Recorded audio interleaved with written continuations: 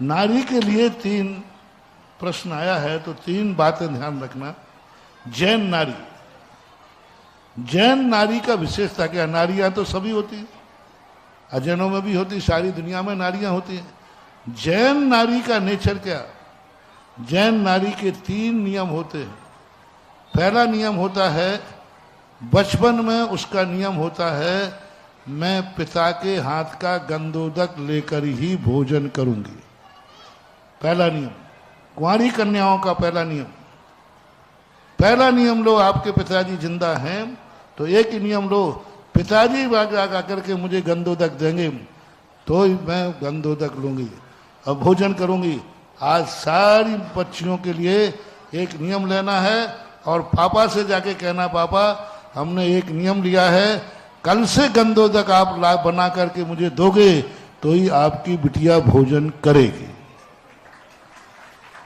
मुझे विश्वास है पथरिया के बापों पर, विश्वास है कि ये बिटिया को भूखी नहीं सोने देंगे और सुबह से धोती दुपट्टा पहनकर अभिषेक को आ जाएंगे। लेकिन बेटी को थोड़ा सख्त होना पड़ेगा, बेटी को ये नियम लेना पड़ेगा, पापा नहीं, आपके हाथ का गंधोदक चाहिए मुझे। कोई बाहर बास गए, बीमारी हाली है, तो भैया से कह दो, भैया गंधोदक ला के दो तो भोजन कर। और बहनों को नियम लेना चाहिए, मैं उसी भाई के हाथ में राखी बांधूंगी जो साल भर मुझे प्रतिदिन गंधोदक देगा कुंवारे में। और शास्त्र में आया, जब जवान स्थिति आ जाए तो नारी शादी क्यों करती है? जैन नारी, जैन नारी शादी करने का मतलब होता है, अनेक कारण हैं, उनमें हम कोई भी, वो सभी के पास है। जवानी के अंदर, क्योंकि पिता यदि मरण को प्राप्त हो गया तो मुझे गंधोदक कौन देगा, तो जवानी में जैन नारी को पति के हाथ का गंधोदक लेना चाहिए। शादी के पहले नियम करना चाहिए, मेरी कोई मांग नहीं है, मुझे कुछ नहीं चाहिए, मैं रूखा खा लूंगी, गीले में सो जाऊं, कैसी भी हो, बस मेरी एक ही तमन्ना है कि मुझे बस प्रतिदिन 2 बूंद गंधोदक की दे देना, इससे आगे मेरी कोई मांग नहीं है।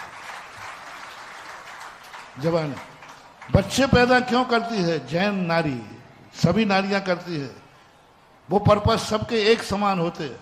लेकिन जैन नारी की विशेषता होती है कि वृद्ध अवस्था में पति बूढ़ा हो जाएगा तो बुढ़ापे में मुझे कौन गंधोदक देगा, इसलिए बुढ़ापे में बेटा गंधोदक देगा। जैन नारी को 3 नियम लेना है, भविष्य में भी जैन बनना है तो। बहुत अच्छा प्रश्न है, सारे विश्व के लोग सुने, जो लाइव में बैठे हैं वो भी सुने, जो महिलाएं सुन रही हैं वो सुने। जैन नारी के 3 नियम, बचपन में पिता के हाथ का गंधोदक, जवानी में पति के हाथ का गंधोदक और बुढ़ापे में बेटे का हाथ का गंधोदक। जाओ, तुम्हें वरदान है, जन्म जन्म तक जब तक ये नियम पलेगा जैन बनते जाओ। ये 3 नियम नारी के होना चाहिए।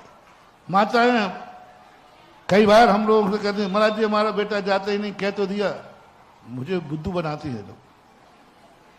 अरे पिपरई की क्या है ना, पथरिया, पथरिया की जितनी माताएं हैं ये नियम ले लें कि बेटा गंधोदक ला के देगा तो ही मैं भोजन करूंगी।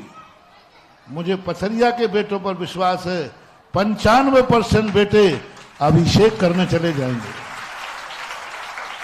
ये माताएं बहुत बदमाश होती हैं, ये नहीं चाहती कि बेटा जावे, थोड़ा शक्ति भर तो बेटा कोई बात नहीं, नहीं जाएगा तो मैं भूखी रह जाऊंगा। मुझे बेटों पर विश्वास है, 95% बेटों पर विश्वास है। और स्त्रियां भी बहाना बनाती हैं, हमारे अभिषेक को जाते ही नहीं, मैं क्या करूं। हाँ, बदमाश कहीं की, हमें बुद्धू बनाती है। अरे तुम एक नियम ले लो कि आप श्रीमान जी गंधोदक ला के देंगे तो ही भोजन करूंगी, तो 80% पथरिया के पतियों पर विश्वास है कि ये अपनी पत्नी को भूखा।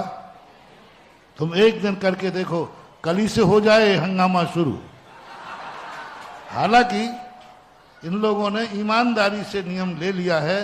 मैंने तो आज इसलिए कहा कि यदि ये बेईमानी करें तो तुम लोग अपनी शक्ति अपनाना और नारी शक्ति का प्रदर्शन दिखाना, और हमने तुम्हें ताकत दे दी, 3 मंत्र दिए हैं, इनको सिद्ध कर लेना।